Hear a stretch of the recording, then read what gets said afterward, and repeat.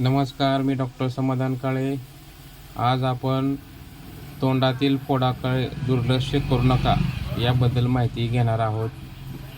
तोंडातील एखादी लहानशी जखम किंवा फोड म्हणजे अल्सर हे सहसा किरकोळ दुखापत, आहारातील बदल किंवा तात्पुरत्या उष्णतेमुळे असू शकतो.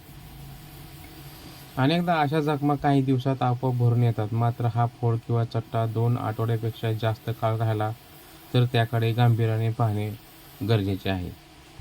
वैद्यकीय निरीक्षणानुसार ओरल कॅन्सरची अनेक प्रकरणे ही सुरुवातीला सध्याच्या वाटणाऱ्या किंवा साध्या वाटणाऱ्या पण बराच काळ न भरणाऱ्या जखमेमुळेच बळावलेली दिसतात.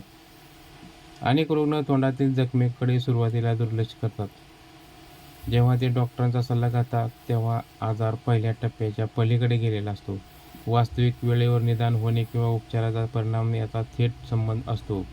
सुरुवातीच्या टप्प्यात निदान झाल्यास तोंडाचा कर्करोग मर्यादित शस्त्रक्रिया किंवा उपचारांनी बरा होऊ शकतो. याउलट आजार बळावल्यावर तो उती म्हणजे टिश्यू, मानेतील लसिका, लिम्फ नोड्स आणि हाडापर्यंत पसरतो. यामुळे उपचार करणे गुंतागुंतीचे आणि प्रदीर्घ ठरू शकते. ओरल कॅन्सरसाठी काही प्रस्थापित घटक कारणीभूत ठरतात. यामध्ये तंबाखूचे सेवन, मद्यपान आणि ह्यूमन पॅपिलोमा व्हायरस म्हणजे HPV संसर्ग याचा समावेश असतो.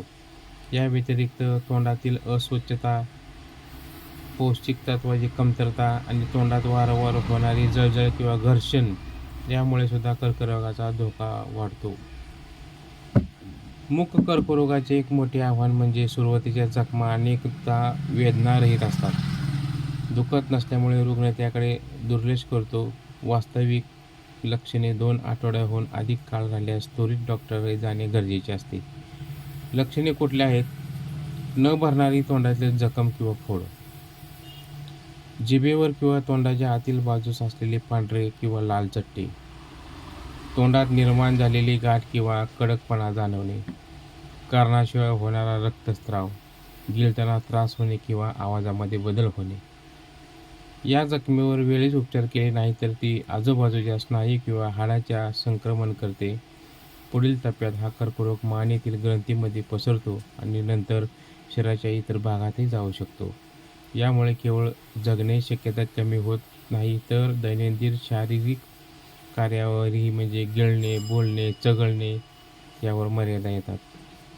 सबब तोंडातील कोणतीही जखम 14 दिवसापेक्षा जास्त काळ टिकली तर तज्ज्ञ डॉक्टरांकडून किंवा दंतवैद्याकडून तिची तपासणी करून घ्यावी.